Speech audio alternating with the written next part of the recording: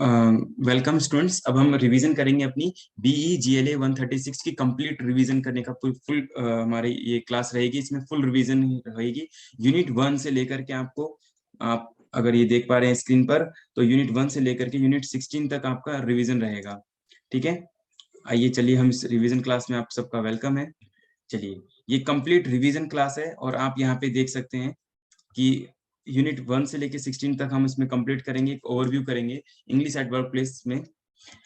Profiling one self for a job, तो पहला unit था। इसमें आपने ये देखना था कि अपने आप को जॉब के लिए प्रिपेयर करना या रेडी करना, तो उसमें क्या कौन सी चीजें इसमें आया था, तो वो आपने नोटिस किया होगा कि जॉब में हम जब जाते हैं तो कौन कौन सी चीज के बारे में हमें ध्यान रखना होता है अपनी स्पीकिंग पर लेकर के, अपनी कम्युनिकेशन के लेवल पर। तो वो सारी चीज हमने फर्स्ट यूनिट में कवर करी थी। और मुझे फर्स्ट यूनिट सेकंड कुछ स्टार्टिंग यूनिट में मुझे सिर्फ ग्रामर पोर्शन समझ में आया कि मॉडल्स वगैरह इसमें हैं, एक्टिव वॉइस, पैसिव वॉइस है, इसमें टेंसेस के हैं, फॉर्म ऑफ वर्ब्स है, और जब हम कम्युनिकेट करते हैं तो उससे रिलेटेड और भी प्रीपोजिशंस वगैरह बाकी ग्रामर पोर्शन, उसकी आपने एक सेकंड वीडियो में मैंने इसको कवर किया हुआ है। आप एक बार यूट्यूब पर दूसरी वीडियो भी जरूर देखिएगा। सर्च फॉर अ जॉब, जब हम जॉब सर्च करते हैं उसकी इंपॉर्टेंस इस यूनिट में बताई गई है। इसमें कोई और इस यूनिट से पर्टिकुलर इतना इंपॉर्टेंट कोई है नहीं यहाँ पर, लेकिन इस यूनिट में सिर्फ ये है कि ग्रामर पोर्शन इस यूनिट में, और बाकी चीजें इस पर्टिकुलर इस यूनिट से ऐसा एग्जाम में आ जाए, इस इंपॉर्टेंस कुछ नहीं है।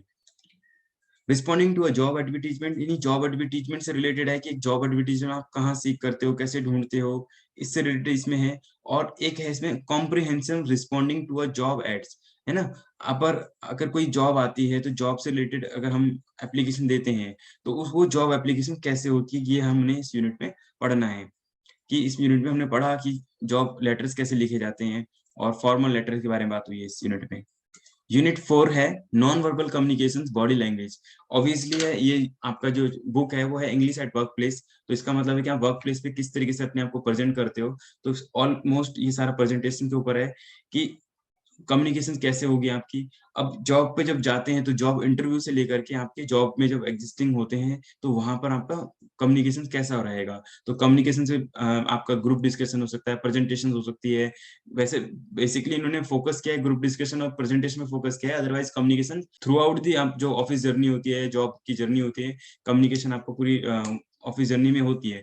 बट यहाँ पे इन्होंने सिर्फ ग्रुप डिस्कशन और प्रेजेंटेशन या इंटरव्यू इंटरव्यू के लिए ही इन्होंने यूज किया है कि इंटरव्यू देते समय हमें किस तरीके से कम्युनिकेशन रहना चाहिए, अपनी प्रेजेंटेशन करते समय या इंटरव्यू में हमारी बॉडी लैंग्वेज या बॉडी अपीयरेंस, कपड़े, और अपने फेशियल एक्सप्रेशन, ये सारी टोन, वोकैबुलरी जो हम यूज कर रहे हैं, ये सब चीज, इन चीजों पे इन्होंने ध्यान दिया, हमें बताया कि किस तरीके से हमारी कम्युनिकेशन में रहनी चाहिए। ग्रामर देखिए यहाँ पे इसमें यूनिट में भी लिखा हुआ है आपका ग्रामर सिंपल पास्ट टेंस को इसमें कवर किया है इन्होंने। यूनिट 5 में आपका था यूजिंग बॉडी लैंग्वेज इफेक्टिवली, हम अपने बॉडी लैंग्वेज को किस तरीके से इफेक्टिवली यूज कर सकते हैं, क्योंकि बहुत ज्यादा इंपॉर्टेंस होता है। क्योंकि हमारे जितना कॉन्फिडेंसली हम अपने को दे पाएंगे, या फिर जिस तरीके से हमारी प्रेजेंटेशन होगी, हमारे अंदर या एंजाइटी भरी होगी, फियर होगा या डाउटफुल रहेगा, तो वो चीज हम उतना ही ज्यादा अच्छा प्रेजेंटेशन नहीं दे पाएंगे। ये इसमें कुछ और भी पॉइंट है। इसमें इंटरव्यू के बारे में बताया गया था, कुछ टेलीविजन इंटरव्यू थे, टेलीफोनिक इंटरव्यू जैसे आजकल हो रहे हैं। यहाँ पे आप देख सकते हैं नाउडेज ये बहुत कॉमन भी हो गया है। काफी कुछ हमें रेलिवेंट चीजें पड़ी थी इसमें कि किस तरीके से अब टेलीफोनिक इंटरव्यू और बाकी इंटरव्यू कॉमन हो गए हैं। जनरली आपकी पूरी बुक में जो है लिसनिंग और कन्वर्जेशन कॉम्प्रिहेंशन से ही समझाया गया है, चाहे वो आपका सेल्स से रिलेटेड हो, चाहे मार्केटिंग हो, चाहे जो भी इसमें टॉपिक आए हैं, सारा कॉम्प्रिहेंशन ने आप देखेंगे, रीडिंग कॉम्प्रिहेंसिंग, लिसनिंग, या जो भी स्पीकिंग, टेलीविजन, तो सारी चीज उसी के थ्रू आउट हमें समझाने की कोशिश की गई थी। तो बॉडी लैंग्वेज से हमें इफेक्टिवली यूज करने का मतलब ये है, यहाँ पे इस यूनिट से मतलब ये है कि हम अपने बॉडी जब हम कहीं पे जाएं तो हम किस तरीके से गुड लुकिंग होनी चाहिए, क्लॉथ हमारे क्लीन, कपड़े बिल्कुल क्लीन, नीट एंड क्लीन होने चाहिए, और हमारे नेल्स वगैरह, हेयर स्टाइल से रिलेटेड है, जितनी भी चीजें हमारी होती हैं कि हम प्रेजेंटेबल सिचुएशन में होनी चाहिए, हेयर स्टाइल से लेके ए टू जेड हमारा होना चाहिए। अब बात करते हैं पोर्टफोलियो मेकिंग से रिलेटेड है कि पोर्टफोलियो क्या होता है, और उससे रिलेटेड है कि पोर्टफोलियो क्या क्या कंटेंट करता है, रिज्यूम्स और सीवी से कितना डिफरेंस होता है हमारा पोर्टफोलियो, पोर्टफोलियो बनाते समय कौन कौन सी चीजें होती है जो हमें बात का ध्यान रखना चाहिए। तो when we are going for a job interview, then we should carry our portfolio, या फिर नॉर्मल हम रिज्यूम भी कैरी करते हैं, और हम इंटरव्यू के लिए जाते हैं तो अपनी हम प्रेजेंट करते हैं सीवी या रिज्यूम जो भी होता है उसको प्रेजेंट करते हैं। बट जब हम फेस टू फेस इंटरव्यू के लिए जाते हैं तो हम अपने साथ क्या कैरी करते हैं, जब पर्सनल पोर्टफोलियो भी कैरी करते हैं। पोर्टफोलियो क्या होता है, एक बेसिकली फाइल होती है जिसमें हमारा पूरा बायोडाटा, रिज्यूम, सीवी, उससे रिलेटेड, इसके साथ-साथ ओरिजिनल सर्टिफिकेट भी होते हैं, इवन और अदर सर्टिफिकेट भी हम इसमें देखो सीवी क्या होता है, नॉर्मल 2 या 3 शीट का पेज का होता है सीवी, या हम रिज्यूम जिसको कहते हैं, वो 2 और 3 पेजेस का होता है और उसमें ज़्यादा चीज़ें नहीं होती, ओरिजिनल कंटेंट, ओरिजिनल जो हमारा डॉक्यूमेंट होता है वो नहीं होता, लेकिन पोर्टफोलियो में ए टू जेड होता है। जो भी आपने पार्टिसिपेट किया, मेडल्स वगैरह या से रिलेटेड जो भी सर्टिफिकेट्स होते हैं, अदर कॉम्पिटेंट वगैरह, वो सब भी आप इसमें कैरी करते हैं, ठीक है? सीवी क्या होता है? सीवी नॉर्मली आपका एक बायोडाटा होता है, जिस रिज्यूम जब हम जॉब के लिए जाते हैं तो एक सीवी प्रिपेयर करते हैं, और सीवी में कौन-कौन से हेड्स कंटेन होते हैं, हेड्स से मतलब है बेसिकली सीवी में कौन-कौन से हेड कवर होते हैं। तो ये भी क्वेश्चंस आ सकते हैं आपका कि सीवी के हेड्स कवर, जैसे आपका पहले पर्सनल क्या है आपकी डिटेल, एजुकेशन क्वालिफिकेशन क्या है, ठीक है? अदर क्वालिफिकेशन क्या है, ठीक है? ये सारी चीज़ें इसमें आएगा।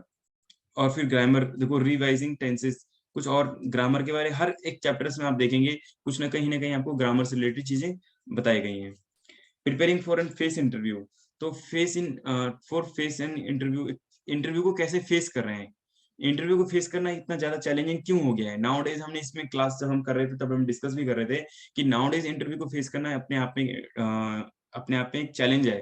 क्यों चैलेंज है? क्योंकि नाउ-ए-डेज़ कॉम्पिटिशन भी बहुत ज़्यादा है, आपकी रिक्वायरमेंट भी है, और जो रिक्रूटर होता है, रिक्रूटर जो एम्प्लॉयर है, वो एम्प्लॉयी कैसा चाहता है? बिल्कुल सूटेबल चाहता है, परफेक्ट पर्सन चाहता है। इसको बोलते हैं, जैसे हमने अगर आप मैनेजमेंट में भी देखेंगे, स्टाफिंग का एक कांसेप्ट होता है, मैनेजमेंट का प्रिंसिपल है, right person at right job, ठीक है? Right person at right job का मतलब है राइट पर्सन राइट प्लेस, क्योंकि राइट पर्सन को ही अगर हम सेलेक्ट करेंगे तो ही वो दोनों आपस में काम कर पाएँगे अच्छे से। एम्प्लॉयी को जॉब सैटिस्फैक्शन मिलेगी और एम्प्लॉयी को गुड प्रोडक्टिव या फिर आउटपुट मिलेगा, है ना? कोई भी एम्प्लॉयर आउटपुट नहीं मिलेगा ऐसे एम्प्लॉयी या अंडर परफॉर्मेंस एम्प्लॉयी को क्यों रखेंगे? हर कोई एम्प्लॉयी की परफॉर्मेंस अच्छी ही देखना चाहते हैं, और जो एम्प्लॉयी होगा वो अच्छा काम क्यों करेगा? क्योंकि उसके लिए साइकोलॉजिकल उसको सैटिस्फैक्शन मिल सकती है, सैलरी मिल सकती है, मॉनेटरी मोटिवेशंस वगैरह ये सारी चीज़ें हैं। तो ये सब बातों को ध्यान में रखते हुए हमारा जो इंटरव्यू को फेस करना सबसे ज़्यादा चैलेंजिंग है, और ये सब बात करते हुए हमने ध्यान में कराया था कि जब हम इंटरव्यू के लिए जाएँगे तो कौन-कौन से पॉइंट्स हैं जो हम अपने से पहले से प्रिपेयर करके चलें, कौन से जनरली आस्क्ड क्वेश्चन कौन से होते हैं, ये भी हमने एक क्वेश्चंस का हमने पढ़ा था, इसमें कौन-कौन से क्वेश्चंस होते हैं। Etiquettes culture awareness and gender perception, यहाँ इस यूनिट को भी हमने कवर किया था, शायद जब हम स्टडी भी कर रहे थे, रेगुलर क्लासेस जब करते थे, कौन-कौन से एटिट्यूड्स हैं जो हमें कवर करने चाहिए, हमें फॉलो अप करना चाहिए। एटिट्यूड्स का मतलब होता है गुड मैनर्स, कौन-कौन से ऐसे मैनर्स हैं। कल्चर अवेयरनेस का मतलब है हम सभी चीज़ को एक्सेप्ट करते हुए चलें, और जेंडर परसेप्शंस वगैरह था, जेंडर परसेप्शन होता है ना, इससे रिलेटेड जेंडर परसेप्शन जैसे कि practice make a man perfect, ठीक है? Then second question arise what about womens? They are always imperfect, ऐसी भी कुछ भी कह देते हैं। तो ऐसा बहुत सारी चीज़ें हैं जो जेंडर परसेप्शंस को लेकर के है, मिथ भी है, कुछ रूमर्स भी हैं, है ना? कि नॉर्मली कहते हैं कि females are not a good good driver, है ना? वो गुड ड्राइवर नहीं होती हैं, और भी ऐसे बहुत सारे जेंडर परसेप्शंस हम मान के चलते हैं, और वो अच्छे से काम को मैनेज नहीं कर सकती। जब हम क्लास किए थे, हमने सारी चीज़ डिस्कस करी थी कि ऑफिस प्लेस पे भी वुमेन्स इतना ज़्यादा अंडर परफॉर्म क्यों होती हैं, या और भी रीज़न्स वगैरह हो सकते हैं। अंडरस्टैंडिंग कस्टमर्स, यहाँ पे हम क्या पढ़ेंगे? कस्टमर से रिलेटेड चीज़ें करेंगे कि कस्टमर को कैसे समझना है, कस्टमर को फीडबैक देना है, आफ्टर सर्विस वगैरह का भी होगा, जैसे यूनिट है 11वीं, एसेंशियल कस्टमर सर्विस कैसे देना है, उनको कैसे प्रॉमिस या फेक प्रॉमिस ना करें, अननेसेसरी टाइम ना दें, थोड़ा-सा गैप लेके चलें, जितना हम टास्क कर चैलेंज कर पाते हैं, वो सब चीज़ें। बात करते हैं वर्क एथिक्स की, तो वर्क एथिक्स में क्या-क्या चीज़ें आती हैं? वर्क एथिक्स का मतलब क्या है? नॉर्मली पहले तो एथिक्स को समझना पड़ेगा कि एथिक्स क्या होता है? एथिक्स बेसिकली एक मैनर्स होते हैं, एक मैनर्स भी कह सकते हैं इस एथिक्स को, या फिर एक हम गुड जो हमारी क्वालिटी होती है, इनर क्वालिटी, उसको हम कहते हैं एथिक्स, कि हमें क्या गलत है और क्या सही है। नॉर्मली कोई भी चीज़ है, फॉर एग्ज़ाम्पल कभी-कभी हमें झूठ बोलना पड़ता है किसी अच्छे काम के लिए। जब हमारा गुड कॉज़ होता है, झूठ बोलते हैं ना, तो भी उसको भी हम एथिक्स बोलते हैं। ठीक है?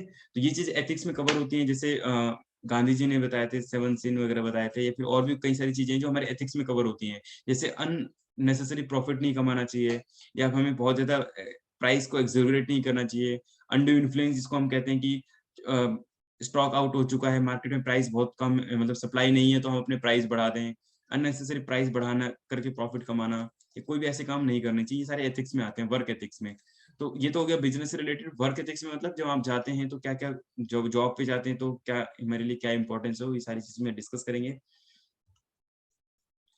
13 में आता है पार्टिसिपेटिंग एंड डिस्कशन। तो जब हम जॉब पे जाते हैं तो ऑब्वियसली हमारा ग्रुप होता है, ग्रुप वर्क प्लेस होता है, तो वहाँ पे हमारा पार्टिसिपेशन होता है, डिस्कशन होता है, ग्रुप डिस्कशन वगैरह होता है। तो बहुत सारी लैंग्वेज वगैरह भी हम डिस्कस करते हैं, लैंग्वेज डिस्कशन, है ना? और वोकैब्युलरी वगैरह है और बाकी कुछ ग्रामर पोर्शन है इसमें।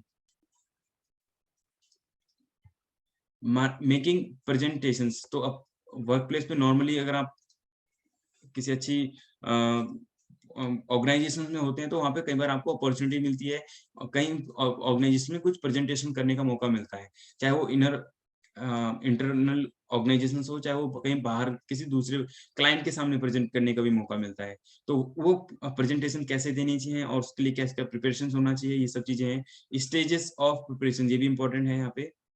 ये जो मैं बता रहा था, जैसे मैंने आपको बता के चल रहा था कि स्टार्टिंग फर्स्ट से फोर्थ के यूनिट के आसपास बुक से रिलेटेड कुछ नहीं है, ग्रामर क्वेश्चन ज्यादा है और बहुत लाइट क्वेश्चन आ सकते हैं। लेकिन उसके बाद यानी कि फिफ्थ सिक्स यूनिट के बाद जितने भी यूनिट्स हैं वहां से बुक का कंटेंट आएगा। ठीक है, मैं आपको जैसे बता के चल रहा हूँ कि ग्रामर पोर्शन जैसे लेटर राइटिंग आएगा, जॉब लेटर पे, जैसे फोर्थ यूनिट है उसमें से आपका जॉब लेटर वगैरह आ सकता है। और बाकी से भी सेंटेंस, मेक सेंटेंस, है ना, मैच द फॉलोइंग, या और बाकी पोर्शन आ सकते हैं। लेकिन ये जो पॉइंट है यानी कस्टमर सर्विस वगैरह से रिलेटेड, यहाँ से रिलेटेड, या परसेप्शन पार्टिसिपेशन कल्चरल एटिक्यूट्स वगैरह से, एथिक्स से रिलेटेड, यहाँ से आपका डायरेक्ट बुक से भी क्वेश्चन पूछे जा सकते हैं। इसलिए बुक को जरूर एक बार क्विकली रिवाइज करते हुए चल रहे हैं और हम वही कर रहे हैं, बुक को रिवाइज करना। राइटिंग बिजनेस लेटर और ईमेल्स, लास्ट का बड़ा सिंपल है। ईमेल्स लिखना नॉर्मल जैसे हम मेल्स लिखते हैं वैसे ही सब्जेक्ट वगैरह पे ध्यान रखना होता है।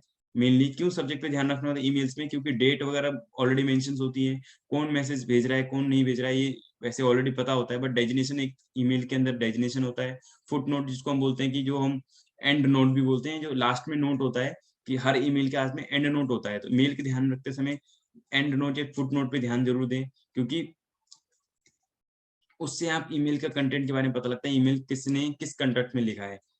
तो ये सारी चीजें हैं बेसिक राइटिंग जब हम ईमेल लिखते हैं तो।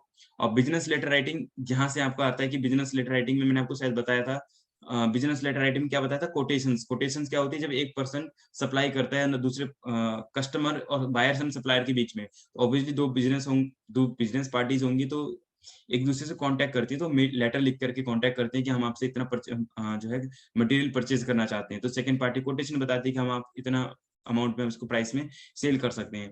तो इस तरीके की चीजें होती हैं, तो वो हम बोलते हैं बिजनेस कम्युनिकेशन, बिजनेस लेटर होते हैं। और बिजनेस लेटर गवर्नमेंट के साथ भी हो सकते हैं और किसी डिपार्टमेंट के साथ भी हो सकते हैं और भी काफी लोगों के साथ हो सकते हैं।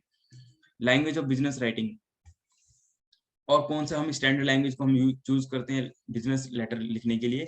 स्टैंडर्ड है, कॉमन है और उसका रूल्स है। ये सारी चीजें हमने इसमें देख ली। हमने यूनिट 1 से लेके 14 तक देख लिया कि ओवरऑल इस यूनिट में है क्या। तो जो हमें इंपॉर्टेंट लगा हमने उस चीज को भी डिस्कस किया, कि कौन कौन सी चीजें हैं जो इसमें मोस्ट इंपॉर्टेंट चीजें हैं। बिजनेस लेटर को लेकर के बात हुई थी, तो आइए पहले हम लेटर को कंप्लीट कर लेते हैं। तो लेटर को लेकर के मैंने सीधा सीधा आपको 8 पॉइंट बताए थे, वो 8 पॉइंट अगेन में, आज की क्लास है रिवीजन क्लास है तो मैं 8 पॉइंट अगेन रिवाइज करवा दूं। आपको फॉर्मल लेटर हमेशा लेफ्ट से स्टार्ट करना है। पहले आपको सेंडर का एड्रेस लिखना है, याद रखिए 8 के 8 पॉइंट। पहले सेंडर का एड्रेस यानी कि जो सेंड कर रहा है, फिर डेट लिखनी है आपको, फिर रिसीवर का एड्रेस लिखना है, फिर सब्जेक्ट क्या लिखना है आपको, subject letter, subject of the letter, ये 4 पॉइंट पहले लिखने हैं। देन क्या करना है आपको, सैल्यूटेशन लिखना है, बॉडी ऑफ लेटर लिखना है, क्लोज करना है, और बॉडी ऑफ लेटर भी 3, और फिर 8वां पॉइंट आता है आपका सिग्नेचर। तो आपको 8 पॉइंट आई होप आपको याद हो गए होंगे। और बॉडी लेटर को 3 पार्ट में किस तरीके से डिवाइड किया है। First paragraph should be aimed या इंट्रोड्यूसिंग योरसेल्फ, अपने आप को इंट्रोड्यूस करते हुए कि मैं किस कॉन्टेक्स्ट में आपको लेटर लिख रहा हूँ। ठीक है, हो सकता है एक ही पर्सन कई बार कम्युनिकेट करते हैं बट वो डिफरेंट वे में कम्युनिकेट करते हैं। तो ये 3 पैराग्राफ इसके बनेंगे। सेकंड पैराग्राफ में आएगा फर्निश ऑल इंफॉर्मेशन से रिलेटेड, और थर्ड में आएगा कंक्लूजन, लेटर को सम अप करना। ये आपका बिजनेस लेटर है। अब हम बात करते हैं, इसको आप देख लीजिए कि एग्जांपल में भी, कि जैसे लेफ्ट कॉर्नर से इन्होंने स्टार्ट किया है, सेंडर्स एड्रेस, फिर एक डेट लिखी है, और फिर आपका रिसीवर एड्रेस है, फिर सब्जेक्ट है, और एक छोटा सा नोटिस यहाँ पे आप देखेंगे नीचे, अगर आप देख पा रहे हैं तो डियर मिस्टर शिशिर कुमार करके आपका सैल्यूटेशंस भी आ जाता है। ठीक है, फिर क्या आता है आपका आपका बॉडी ऑफ लेटर जिसको हम बोलते हैं, कोई एक फर्स्ट पैराग्राफ है, आप इसमें देखेंगे इसमें 2 पैराग्राफ हैं, एक ऊपर एक नीचे है। नीचे वाला कंक्लूजन है कि लेटर लिखने का थैंकफुल होना, ये सब चीज़ें आएँगी। और क्या कवर है इसमें? थैंकफुल ये हो गया, योर सिंसियरली और सिग्नेचर, आपका इसमें सिग्नेचर हो गया। तो ये 8 पॉइंट से आप अपना लेटर कवर कर सकते हैं, फॉर्मल लेटर को। ये ज़रूर करके जाइए क्योंकि ये आने वाला है। इस तरीके से आप अपना लेटर अगर आप लिखना चाहते हैं तो ये तरीका है। ये पहला पॉइंट हो गया आपका सेंडर एड्रेस, सेकंड पॉइंट हो गया आपकी डेट आपका, ठीक है?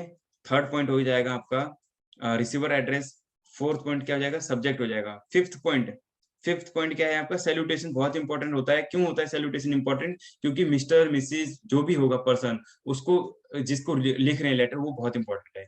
फिर आपका सिक्स्थ पॉइंट क्या होगा? बॉडी लेटर हो जाएगा, ठीक है? सेवंथ पॉइंट क्या हो जाएगा? कंक्लूजन। 8वें में थैंकफुल और 9वें 8वें में आपका थैंकफुल और सिग्नेचर वगैरह हो जाएगा, ठीक है? कंक्लूजन और फिर देन सिग्नेचर। तो ये 8 पॉइंट हैं आपके, इसमें आपको पूरा अपने लेटर को कवर करना है। और आप पूरे फॉर्मल लेटर का फॉर्मेट भी आपके सामने मैंने रखा है, आप इसमें देख लीजिए कैसे लेफ्ट कॉर्नर में सारी चीज़ें लिखी हुई है। अच्छा, एक सैंपल एक और हमने ये भी डिस्कस कर लेना था कि एक लीव एप्लीकेशन जब हम लिखते हैं तो कैसे लिखते हैं, ठीक है? सारी चीज़ कॉमन है, बट मेन आ जाता है बॉडी लेटर, ठीक है? बॉडी ऑफ लेटर, वो चीज़ आप देख लीजिएगा। एक कोटेशन का भी था, बिज़नेस इंक्वायरी था, बिज़नेस है regarding purchase material in bulk. तो उसमें भी क्या आएगा सेम, पहले सेंडर एड्रेस, फिर डेट, फिर आपका सिंपल वही रिसीवर एड्रेस, फिर सब्जेक्ट, फिर सर और मैम और फिर देन बस मेन आ जाएगा। इस चीज़ में चेंजेस आएँगे इसमें। कि है आई ओन रोबोटिक वगैरह अपने बारे में बताना कि मैं आपसे इतना मटेरियल कंटेंट परचेज़ करना चाहता हूँ। बाकी आप देख लीजिए ऊपर इसमें कोई चेंजेस है तो ये बिल्कुल सेम है। बस डेट को थोड़ा फॉर्मल स्टाइल में लिखना क्योंकि वर्ड्स जो लेटर भी लिखोगे या बॉडी लैंग्वेज यहाँ पे भी जो कंटेंट लिखोगे उसको भी ध्यान में रखना कि फॉर्मल ही होना चाहिए वो वर्ड्स वगैरह और डेट का भी जो फॉर्मेट होता है। चलिए आइए अब हम 5 मिनट का ब्रेक लेंगे और देन फिर हम या 2 मिनट का ब्रेक लेंगे उसके फिर हम बाकी चीज़ें स्टार्ट करेंगे अनदर पार्ट पे। हम इसके हम जो है सेकंड पार्ट में बाकी रिवीजन क्लास को कंप्लीट करेंगे।